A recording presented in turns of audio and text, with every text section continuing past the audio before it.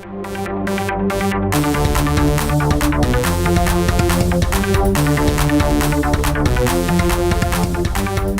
welcome to Rocket Watch, the podcast where we talk about Overwatch and Rocket League, but not at the same time. I'm your host, Ryan Brady. I'm your only host. It turns out when you make a really niche podcast about two video games that have nothing to do with each other, you're the only host at the beginning. Hopefully in the future, we will gain some more people, guests, and or another host who is, like me, completely addicted to these two video games that are and have nothing to do with each other. So, again, I'm Ryan Brady, and I am doing this podcast because Rocket League and Overwatch they're my two favorite things. I don't have cable. I have Netflix, but I barely watch it anymore. I have DVDs, Blu-rays, everything, and I don't watch any of that anymore. I come home every day from work and watch streams on Twitch. Started with Rocket League, because also before Rocket League, I'm not in the middle of anything else, but still, before Rocket League, I didn't really play video games for a really long time. I didn't play video games in college. After freshman year, I played Okami, I believe, on PS2 or 3. But I didn't really play video games again until Rocket League was free on PS4 one summer afternoon. That changed my life forever. If you are listening to this podcast, I assume you like Rocket League and or Overwatch. Because I know how to use timestamps, I will let you know when one starts and one ends and how all that goes. So that if you don't want to listen to both of them, you don't have to. But yeah, so I really enjoyed playing Rocket League, and then when Overwatch came out, it was like a new Team Fortress 2, which had always been kind of in the back of my head as my favorite shooting game of all time. I really always enjoyed how it had multiple classes, and that those classes turned the game into more of a chess match than I felt like Call of Duty or CSGO were. I'm aware that those take intellect and aim too, but I like that compositions is a part of Overwatch because it literally makes it like a chessboard. That's my favorite part about that. And then my favorite part about Rocket League is just it's soccer with rocket cars. So,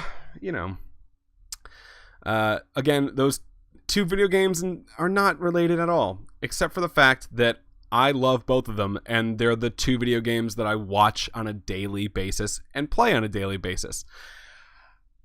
Now, I'm not good at either of them. I'm bad.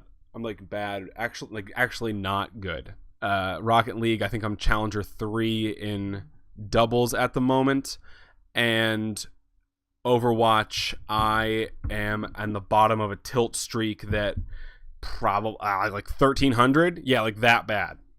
I'm awful at both games, and I know so much about them, which makes it much worse.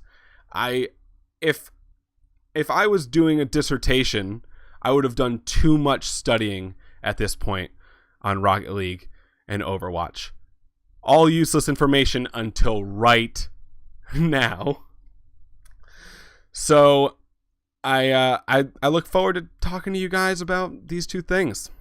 So let's get right into it.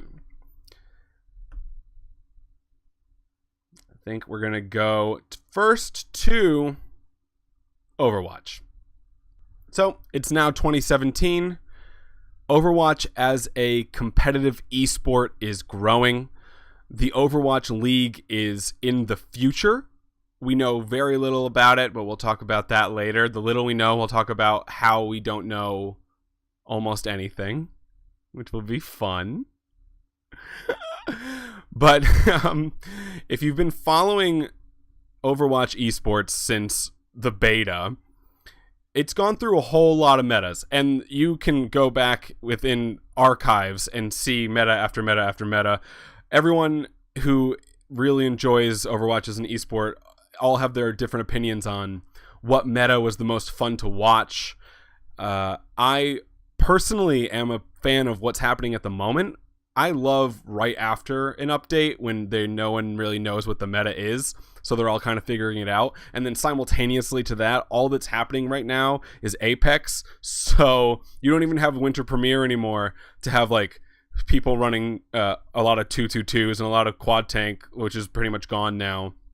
But so you don't get to like see those other metas anymore. All you really get to see if you're watching esports in this moment with Overwatch is the Korean comps, and then every now and again you get Cloud9 and Envy running still Soldier and 3 tanks or something like that. But you get to see a lot of what the Koreans are doing, and they, as I just said, it's a whole esport in flux, or really in flux post patch, so we don't really know what the meta is yet, and that's like the best time in my opinion because there's a lot of experimentation, but we have things on the horizon that we do have to look after, and the main one is that Bastion is changing a lot. I know from my experience as a very low level player that there are a few characters who give low-level players way more trouble than they should. Bastion is one of them. Symmetra is one of them. Junkrat is one of them. You can just stand there and spam at people and they don't move. I know, I'm one of the ones who aren't moving. And, so Bastion has always been like that, but I always sort of liked it because if it wasn't moving, in sentry form, you could make it just explode if you tried hard enough. And if it was in sentry form and you were playing it, then you had to shred tanks, and there's nothing. I would argue there are a few things in Overwatch that are more satisfying than others. The elimination sound is one of them, and the other ones are like successfully doing a Roadhog hook, successfully getting a headshot with Widowmaker, and another one is as a Bastion who you never played to begin with because, like, why? But you're on Bastion one night and you just shred a Reinhardt down and, like, oh, Reinhardt's dead. You just, in that moment, it's so, like, cathartic is the word I'd use. Just cathartic. It's what I would say. But Bastion is having a lot of changes. Bastion they're trying to make his recon mode more viable. So the ads are, he's going to have a shield that he can use that recharges like D.Va's shield, or just has recharges like D.Va's shield does. I think it's about 200. Don't quote me on that one. But he can use it while he walks around. So Soldier has a turret heal that he can be healed with, standing still. Bastion walking around. That's the chalk up one difference, because, the question I have posed here is Bastion the new Soldier. And I don't think so. I think they're making his sentry worse, which is kind of a bummer. I sort of always liked his sentry, even though it made people explode and it was annoying when you saw it. It was a part of the game. It made Overwatch interesting. It made Overwatch have, it had Bastion. And it was still going to have Bastion. It's just going to be like Soldier with a giant hitbox who doesn't have to get punished for falling back as much, and in sentry form doesn't rip up as much, but probably still a good amount. And now you have a gigantic hitboxed tank buster, maybe? I don't know. I mean, I'm definitely going to play it. I'm looking forward to playing it a whole bunch, but I don't know. I don't know how much of that change will actually be implemented from PTR to live, but I don't know. I feel like I'm actually going to miss the old Bastion. I'm going to miss the old Bastion a little more than I maybe even should. Next in news. And this is Energy in 2017. So this news is, all of this is curated by me. I'm not taking this out of anywhere specific. This is just stuff that I'm interested in. And that is really made a pretty good example of in this moment, when the two things I really care about is Bastion's changing, what, and Energy in 2017. So I'm not what you would call fanboy, I'd say. But I do watch Seagull streams. I think he's my favorite streamer. Him and Puppy I really love. The Finn, Bathrobe Warrior. I'm not actually going to start just naming streams I like in Overwatch. We don't have that amount of time. But any hoozles, NRG's Seagull is obviously he's the biggest Overwatch streamer in the world, and he's not that for any no reason. He's extremely entertaining to just a large swath of human beings, and that's what really is what got me into Overwatch. While Kronovi got me into, and Cuxer 97 are the streams that got me like further into Rocket League, Seagull is the one that got me into Overwatch. So I do follow NRG, and their story is compelling. They've had a lot of roster shifts. They had, when Numlocked came in right before, was it APAC? And he played Lucio for like 2 weeks, and they did pretty poorly. And then they came back in MLG with Clockwork on DPS, and Milo switched to Lucio, and it went also pretty badly. And even in their post-game interviews, they were like, we're awful. Anyone else have any more questions? And then, they've taken some time off, and they're putting together a new team right now. They just picked up IDDQD. I saw Dummy posted a tweet where IDD was laughing at him for sleeping a soldier, like Baby Bay actually at like 1 health during a scrim. So that's fun banter. Banter is good, because actually banter is more than good. I think it's actually pretty needed in this situation. NRG has been a team that has been talented a bunch of times, but has been plagued with personality issues. And, as a lot of teams are, when they have what I would argue are mostly young adults, some children, and then some people, like, for my age, I don't know if there are a lot of professional gamers that are my age. I'm 29, and the oldest professional Rocket League player I can think of is mid to early 20s, and same thing for Overwatch. If you guys know the oldest Overwatch player who's currently a pro, please tell me in the comments. I actually would be really interested to know that.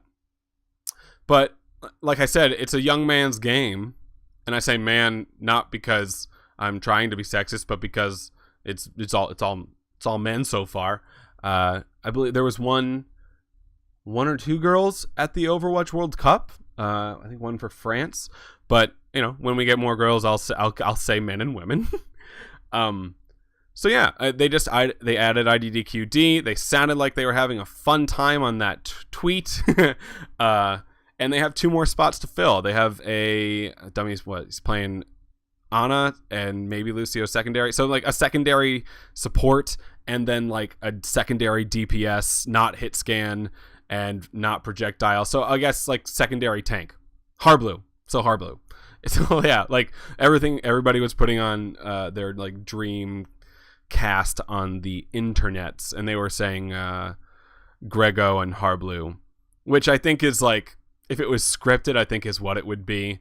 But obviously, the leak doesn't even matter. There was a leak, I think last week, of who NRG was scrimming with, but it doesn't even matter, because they're literally scrimming with every human being who can fill secondary healer and secondary or off tank position right now. Like literally probably every one of them, contracted, not contracted, anyone who will say yes. They have a bunch of time, so they're going through all of them, and I hope at the end of it comes out to be an American team who is formidable, because as we're about to talk about in this next part, Europe is a dying scene.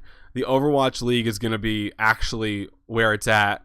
Like I was about to say, though, the best teams in the world, and we'll talk about this more at the power rankings, are Korean teams. There are just more actually good players in Korea, and there are more teams to scrim, and they're on solo queues constantly. Like, so, if you had to rank the regions at the moment, I would be hard pressed to say it isn't Korea, North America, Europe. Although even with, the top North American team is not a North American. They lost their only North American player in Tailspin. I'm talking about NBA, obviously. And they're all European players. So, but I mean, I guess you count them as North American now as they live in Charlotte? So, but I mean, my point is we need more American and European teams going into late 2017 because as we're about to talk about in Apex, all of those teams are pretty good. And there are a bunch of Korean teams who aren't in the Apex League. And they're also pretty good.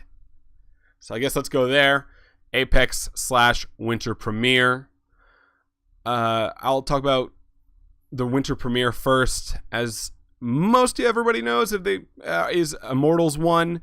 They won over Ghost, which Ghost is now basically broken up. And then there was that whole, there were 3 main storylines of the Winter Premiere, right? It was Ghost becoming Ghost. They all had those fun sunglasses on, wearing them inside. It's cute. It was Immortals being really good. Turns out Grim Reality and Agilities know how to play this game. And FaZe Clan, which is just, who knows what they're doing at any given moment. Complexity, who just lost Harblue, or at least he just went inactive. Perhaps, maybe because he's thinking of moving on.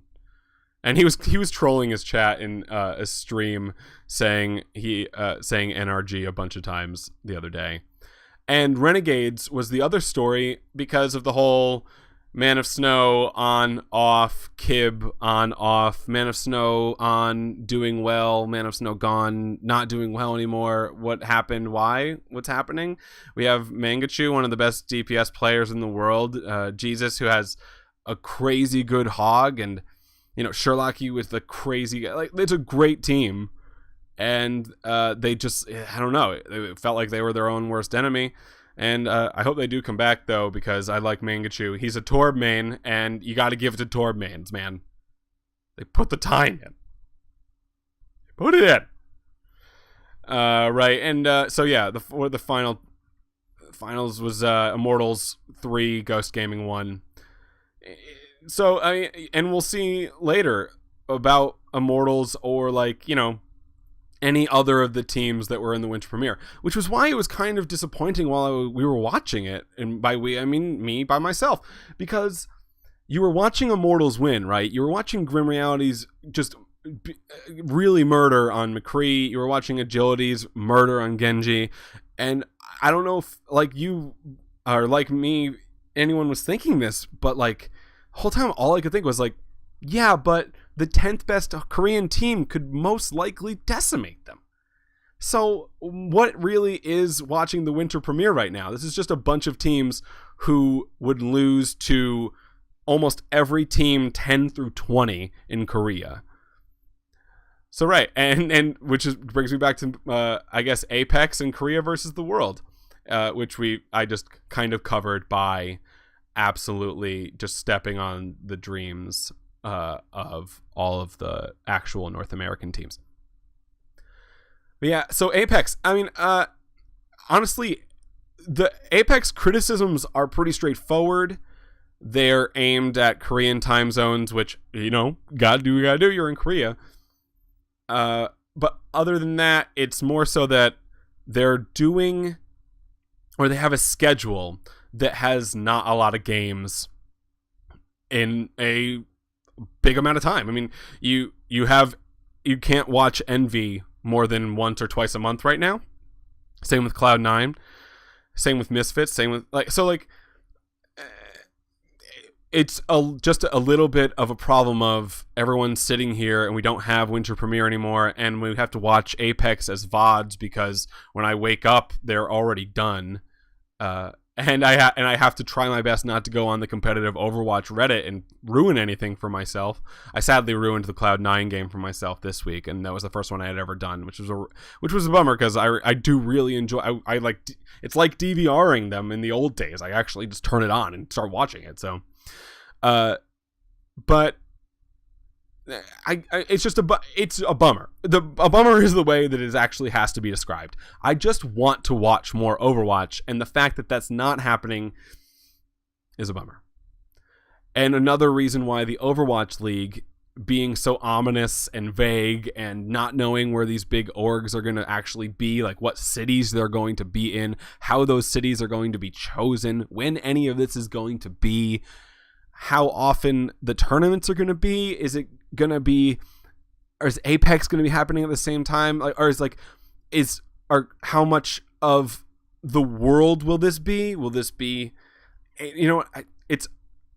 that might have been answered. I'm not sure about that one. That one might have an answer, but all the other ones don't. So, we have, let's take Envious, for example. They are in Charlotte right now.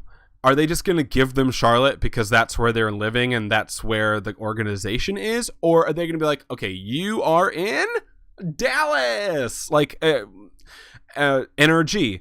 The guy who owns NRG is Bay Area, right? San Francisco. Are they going to give him San Francisco? Is it going to be on the West Coast? Seagulls from, I think, Washington State. Like, are they going to? Is that what it's going to be? Is it going to be based on? Many a question. There's many a question. Just saying, and everyone has these same questions. So this is not new news. I'm just saying. And then we go over to the Apex Premier League again. After complaining about it, we now go over and let's talk a little about what is going on in this moment. So,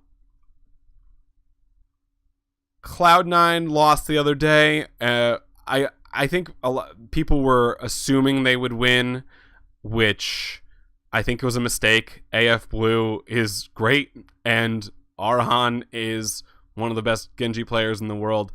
When you talk about the top Korean teams, about half of them, it goes like this. This is this team, comma. Oh yeah, they have one of the best Genji players in the world. AF Blue is one of those. Cloud9 has, who are they playing as Genji? I believe it was Gods, a guy who was not even playing Genji on Luminosity / NRG when it was that. Perhaps because the captain was wanting to be, but and he was playing Widowmaker, and I just literally proved myself wrong, and I'm fine with it.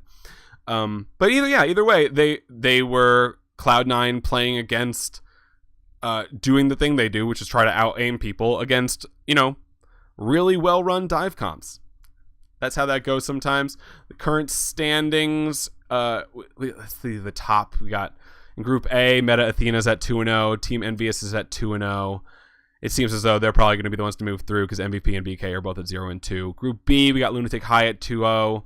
They're looking very strong right now with a 6-1 map record. Misfits at 1-1. LW Blue is at 1-1 as well, and AF Red at 0-2, way back behind both Misfits and LW Blue, who will probably be fighting it out for that final spot.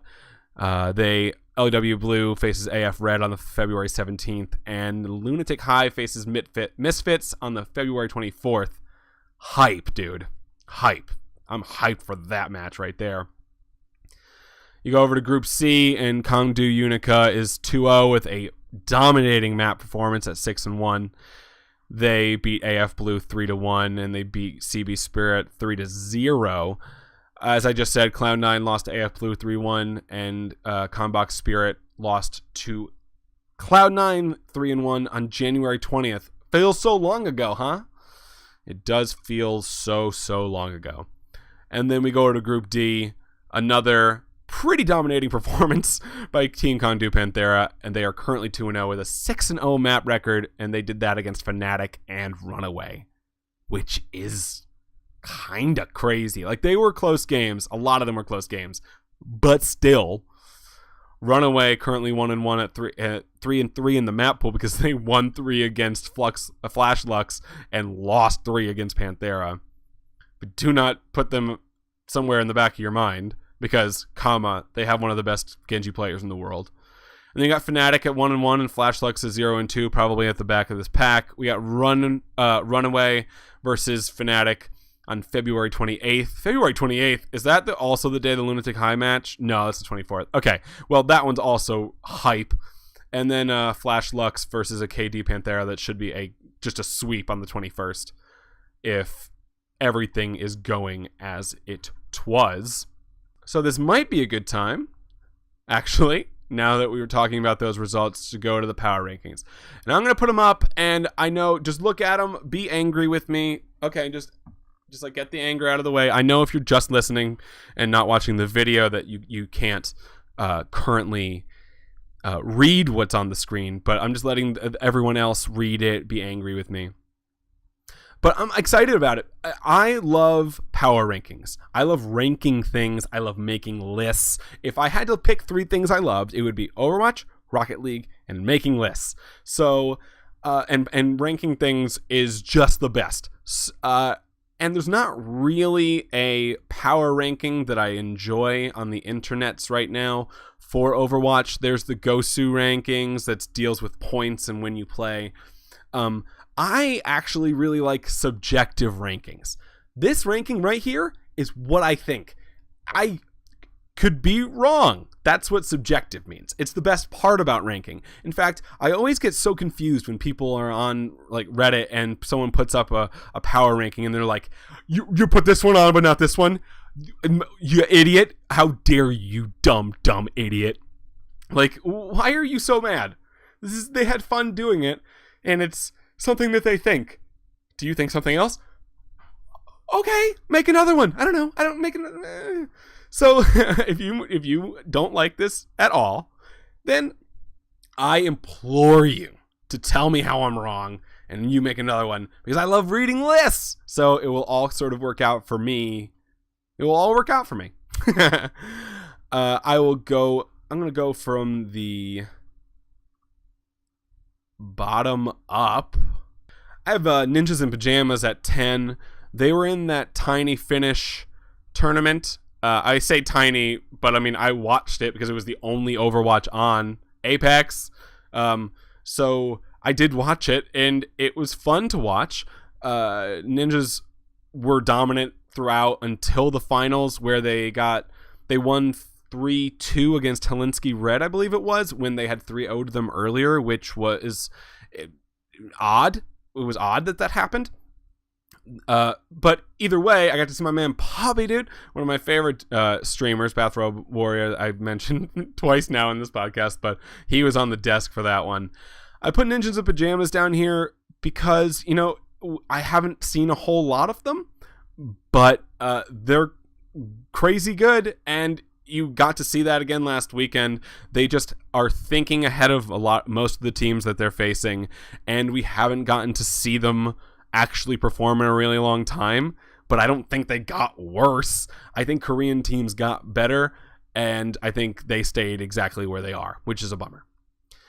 At 9, we got Runaway, one of the best Genjis in the world. They have Haxel, who... And here's another thing about the difference between North American and European and Korean teams. Runaway has Haxel, who I see, and I was watching stream, and he was on Zarya most of the time. So their hero pools in Korea are just, I think, in general, and speaking from a place of there are just more Korean Overwatch players who are at the top level of, where the place is. They just, we're about to enter, I hope, we're about to enter a meta where it's a little up in the air, and you need to have different dive comps. Not dive comps. That's a Freudian slip. You need to have different comps and different reactions, and you need to have deep hero pools throughout the entirety of your team. And Korea has that over a lot of people right now, and we just don't know how Ninjas in Pajamas is going to be with that, because we got to see them face other European teams. We haven't gotten to see everybody face Korean teams, which is my point. But either way, Runaway has Haxel, one of the best Genjis in the world. If you have one of the best Genjis in the world in this moment in time, and the rest of your team is viable, you're going to do well. At 8, you have Misfits. They still have a pretty wonderful lineup. They got Nevix and they got Tavik. When you have those two human beings on your team, it's going to be a good team. They 3-1 lost, though, to LW Blue, which is why the LW is switched. Misfits is 8 and LW Blue is 7, just because LW Blue actually, beat them. But, Misfits, I guess you could say, are underperforming. But, I probably not, because let's see, their actual schedule so far has been a 3-1 against LW Blue, who has one of the best DPS players in the world, and then they 3-0'd AF Red, who they should have 3-0'd.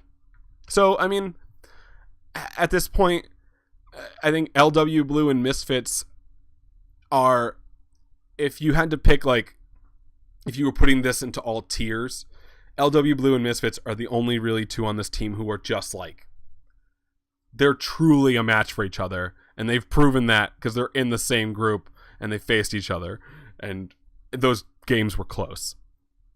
And like I just said, 7 is LW Blue. They have Flower, whose name should be Nanohana. I know I'm a hater. I'm aware I'm a hater. Also, I respect the dude. He likes Flower. He went with Flower. He's not Nanohana anymore. But I think it's a better name. And he put Flower on hit scan, and he's good. He has good aim, as Taimu knows and Tailspin once said. Let's see. At 6, we got Africa Freaks Blue. It's the home of Arhan, one of the better Genjis in the world, and who is currently really angry at Internet Hulk. I was watching Hulk's Twitch stream this morning, and he was talking about how he asked Arhan for his autograph. They were all asking each other for their autographs, and Arhan was really angry and just walked away because Hulk, when he was asked for like video stuff for, I think it was season 2 maybe of Apex, I don't know, they were like, do some trash talk, you're facing Africa Freaks Blue, do some trash talk. And Internet Hulk was like, if his Genji moves around like he does, I think it will be pretty easy, because Arhan is just a little round, and Arhan did not like that, apparently, at all. But either way, I'm sad that I had to just, it's just the most interesting thing in this moment in my head about Africa Blue. But also, they're a great Overwatch team, and that's not, I'm not actually kidding. Every time when I remember their very recent kind of romp against Cloud9, where I had to deal with 2 people named Adam on opposite teams. But I mean, Recry was amazing in that game too. I mean, they're good. That's why they're at 6. Above them at 5 is Meta Athena, formerly the Meta, now Meta Athena, which, yeah, sure, okay. They beat BK Stars, who thought they'd be doing better in this tournament, and they thought they'd be in this top 10 at this moment, but they're not. They beat them 3-0, and they beat MVP Infinity 3-2. They, which I think is more of MVP Infinity being better than we're giving them credit for, and not Meta Athena not playing up to where they should be. From watching the games, they just as a team work very well together and are climbing up my personal ladder as well as everybody else's. I don't know that for sure. I don't know. I can't speak for anyone else. I just hope. At 4 is Kangdu Panthera, or as they're sometimes known as Evermore and other people. He is, the best Roadhog in the world. You'd have to say, right? I mean, he has only 50 games unranked. He has an SR of 5,000. You could see when he was streaming the way that he is actually queuing usually is with like 3 or 4. Like, he's in not even duo queues most of the time. He's in 3 stacks or 4 stacks, and he has like a 96% win rate. And the week when he went up there, like 2 or 3 other people in the top 10 had a 96. The people in his group when they got him there had like 96% win rates too. And then he stopped playing and they kept playing, and now they have less win rates. And he stopped playing because he's like, why would I keep playing? I'm already at 5,000. So, right. He's on Kangdu Panthera and, others. And others is not a thing you can say about Kangdu Panthera. And people do say that a bunch. It has Rascal, for gosh sakes. Luffy, like you can't say it. I take a little bit offense to Evermore and Friends, although when you watched them play, or when I watched them play, it was pretty apparent that Evermore is a centerpiece, you could say, as one of the best Roadhogs in the world would be. What is next? 3 is Lunatic High. I would probably guess they are the most popular Korean team in this moment because of the fact that they have probably one of the best Winstons in the world in Miro, who's just fun to watch. And I mean, the consensus best Ana in the world, Raehong, who I'm not sure if I'm saying his name correctly, and there's no version of me having an Overwatch podcast and not saying his name correctly. So I am going to have to look that up for next time. I'm not doing it now. Yeah, I mean, they are like Envy, playing in a very reactive style, and they're getting pretty good at it. Above them, at number 2, is Kongdu Unica. They are currently at 2-0 in their group as well. And I put them above Lunatic High because when you watch them, it feels like Butcher is in the exact place that he wants to be now. And it feels like Panker and is going to come through almost every game. And it feels like Birdring is going to come. And they have, I think, 2 DPS players who will be considered, or at least one of them will, probably Birdring, in the future, considered to be an absolute... He's already considered to be an elite DPS player, but I think he has a chance to be considered the best DPS player in the world right now. Because if you ask anybody who the best DPS player in the world right now is, I would assume you would hear things like Surefour or Mendo or Flower or Taimu, obviously, or IDDQD, although we haven't seen him in competition lately, or Tavik, but like when you are talking about teams who are winning, like Kongdu Unica is, like Panthera is, when Kongdu Unica is doing very well right now, and a lot of the time it's because they're working together and Birdring is really good.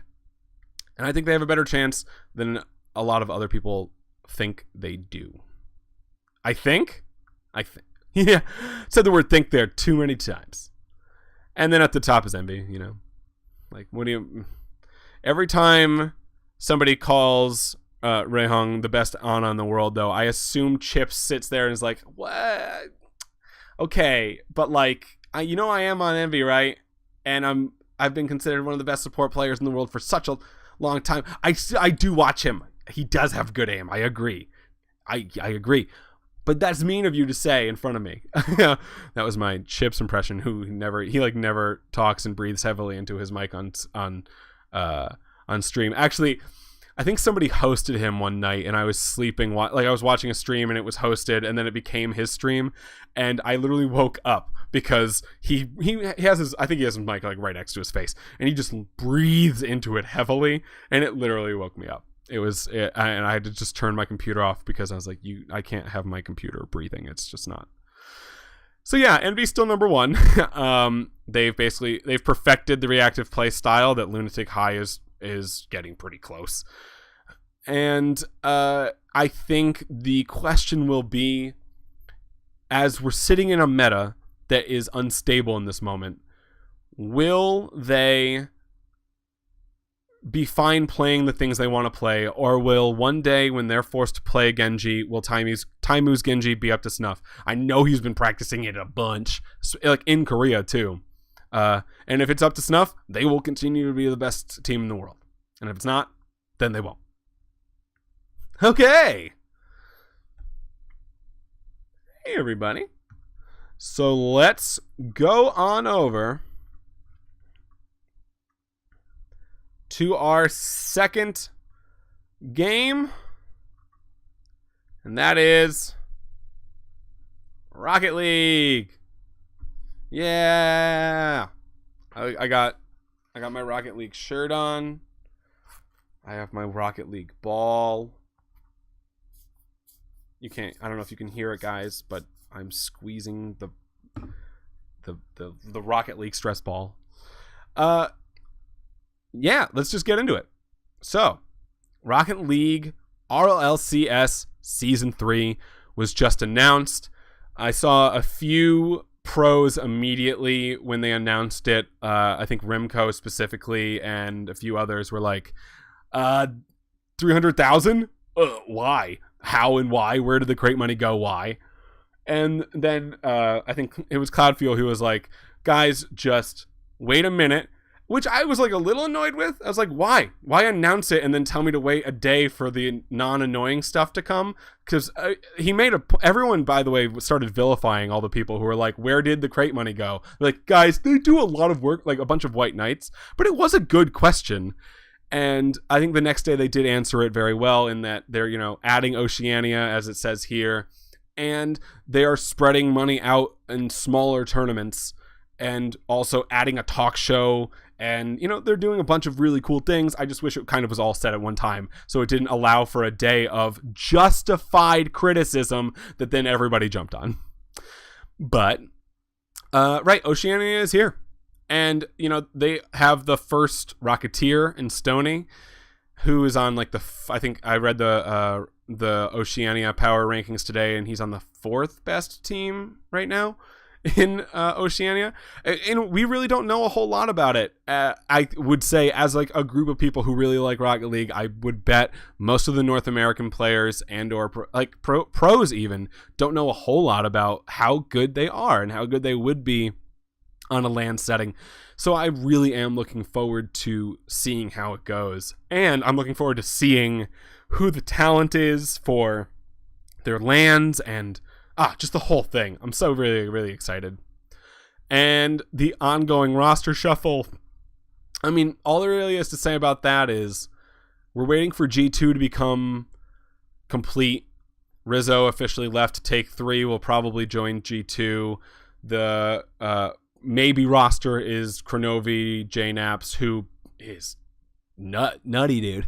And in Rizzo, the Strimmer, who obviously had really pretty great plays in RLCS Season 2 at the LAN Finals for Take 3. Perhaps that will be G2, and if it is, I think they'll be really good. I think that will be a team that's back on near the top because of, team play. The question will just be, does being near the top of NA mean anything? And we'll get further into that during the power rankings.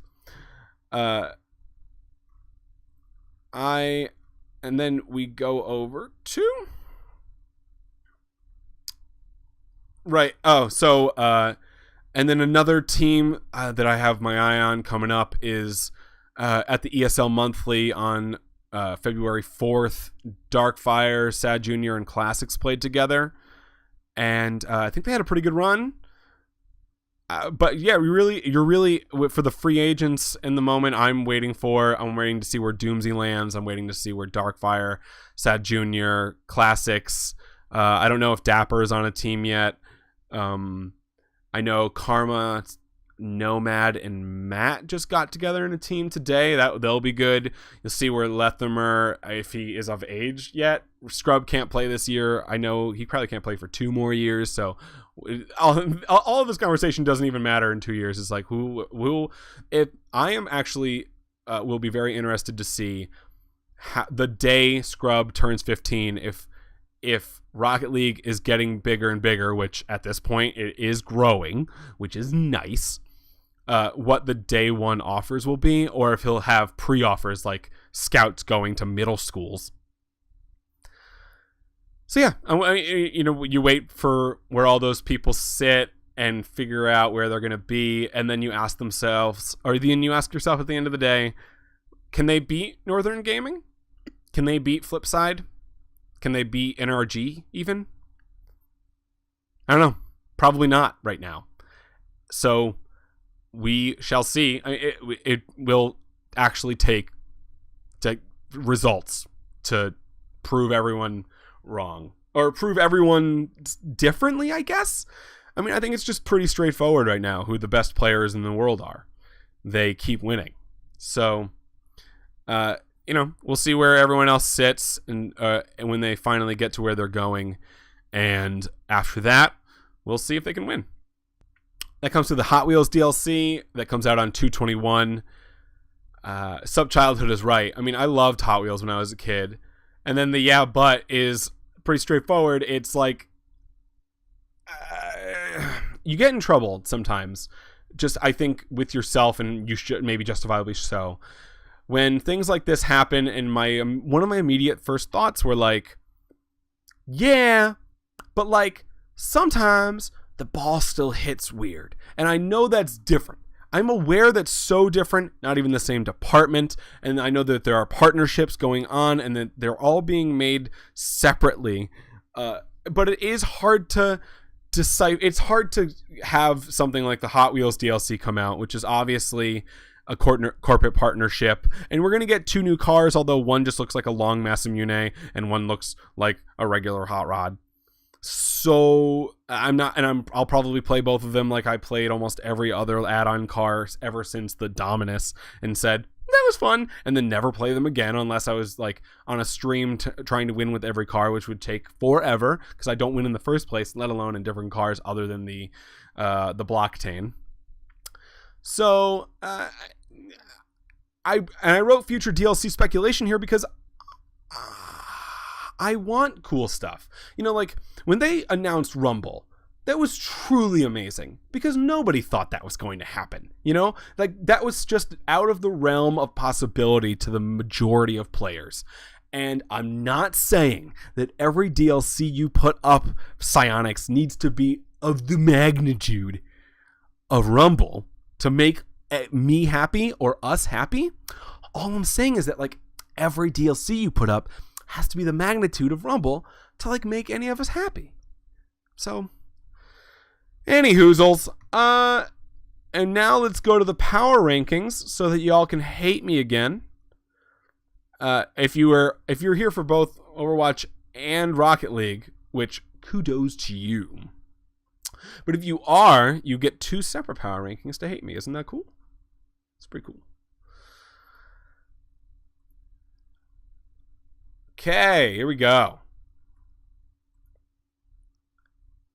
So we got down here at number 10. Again, this is completely subjective. And which is, I think, apparent because I have Jam Gaming at number 10.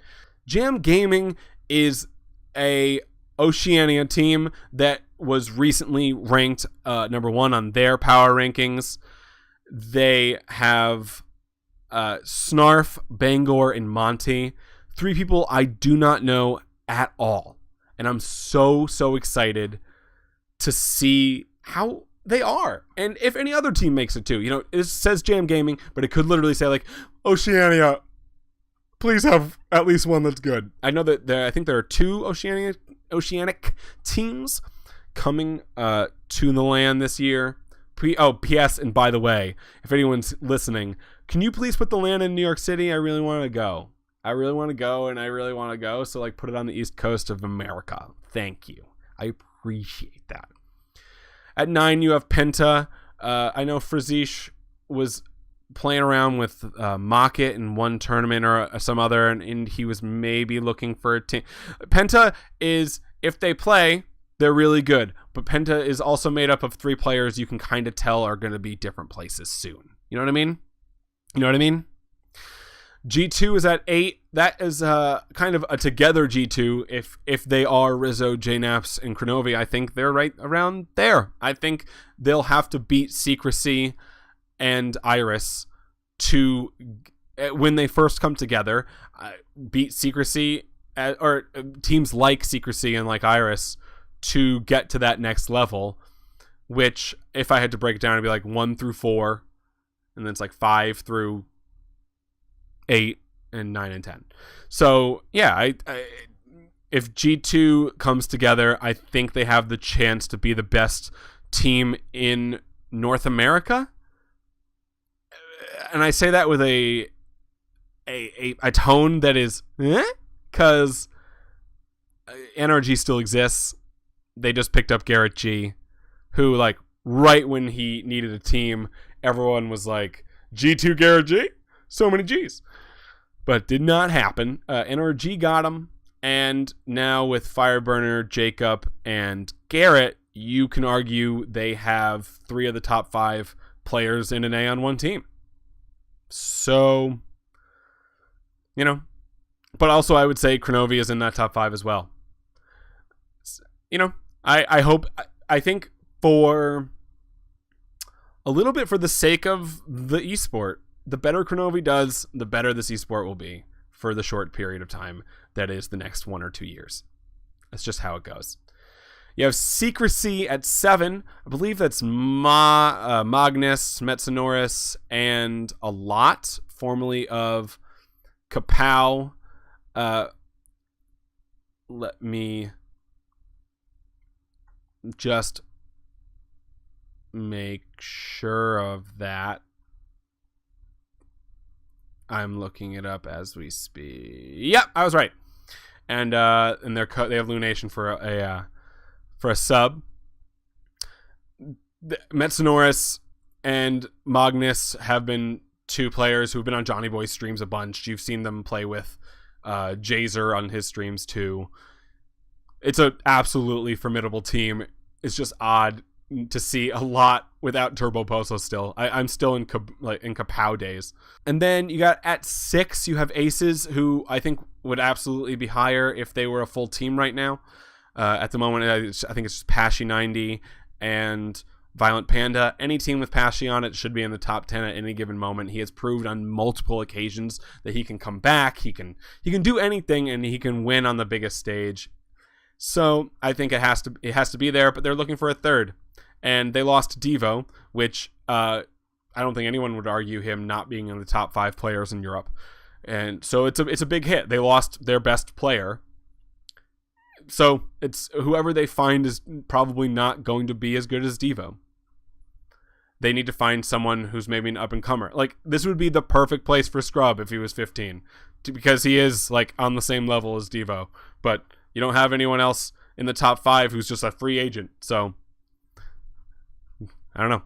5, you got Iris, Shinio, Squishy Muffins, and Torment. Any team Lachinio and Squishy Muffins are on is going to be a formidable force.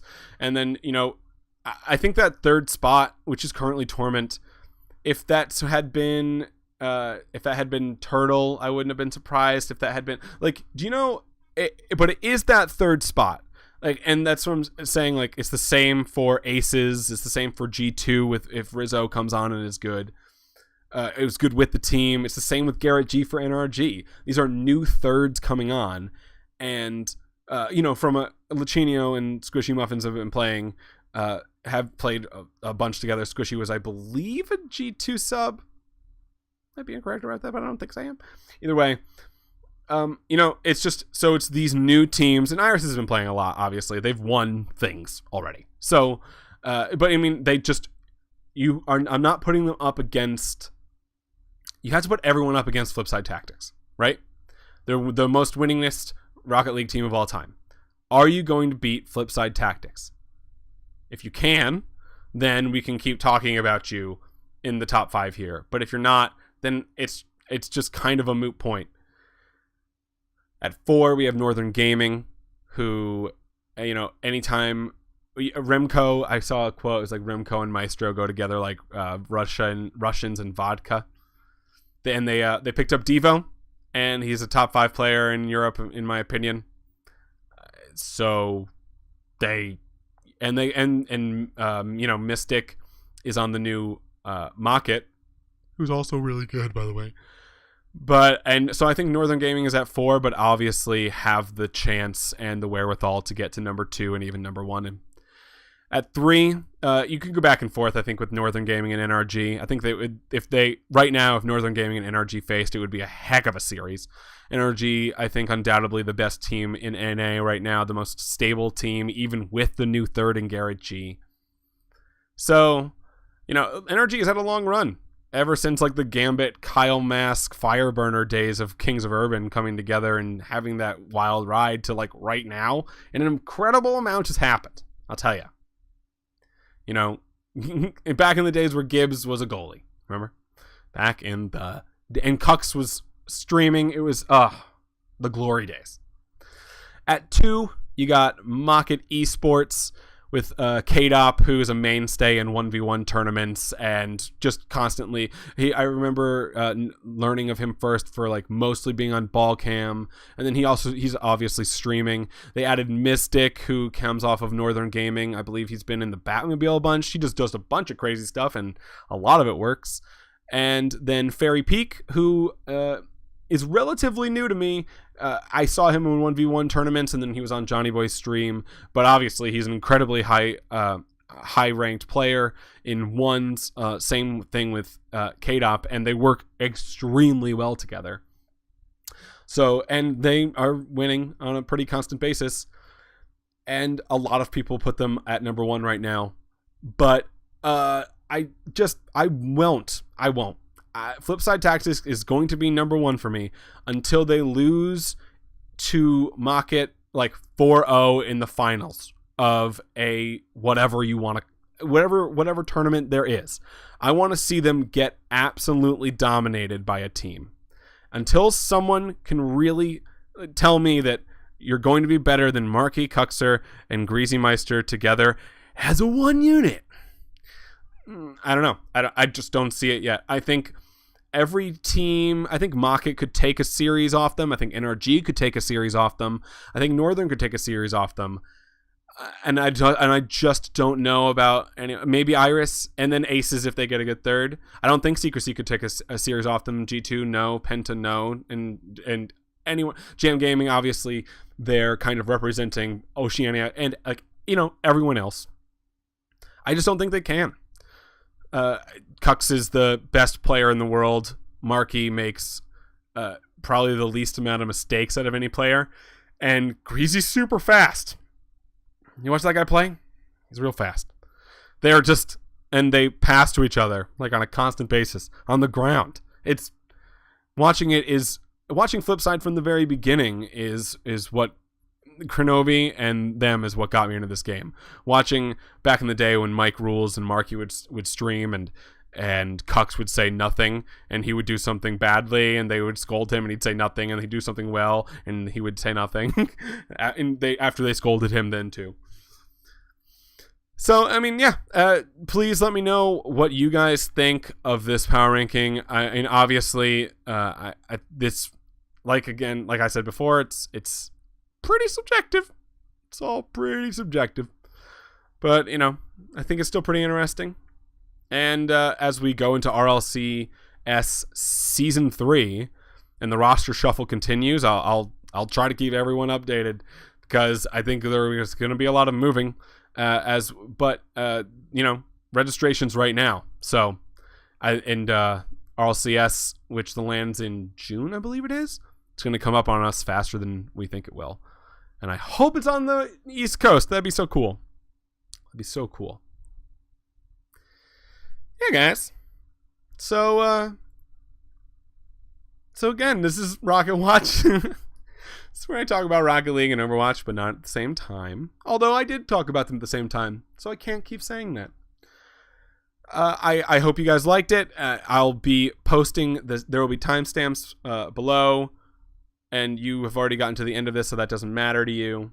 There's a timestamp maybe right here for nothing, almost the end. And so guys, again, let me know if you like this or not. Let me know if you only like pieces of it, which is totally fine. I kind of guess the point. Also, I would love to do interviews. It's kind of like why I'm doing this. I want to. These are two scenes that I'm completely envious of, and I'm just excited to add something, if anything. So yeah, if you think you would like to be a co-host for the week, maybe, because you oddly enough know a lot about these two exact things. If you're in that super niche, let me know. rocketwatchpod@gmail.com. You can also go over, this will be up on youtube.com/bearfightfilmct. You can go visit me on Twitter at RyanBrady13. If you watch Westworld, I have a Westworld podcast. It's not even a joke. And I'm just, if you guys came and enjoyed any of this, I really appreciate it. So yeah, until next time, guys, have a good week, and I'm gonna go watch more streams. Okay, bye.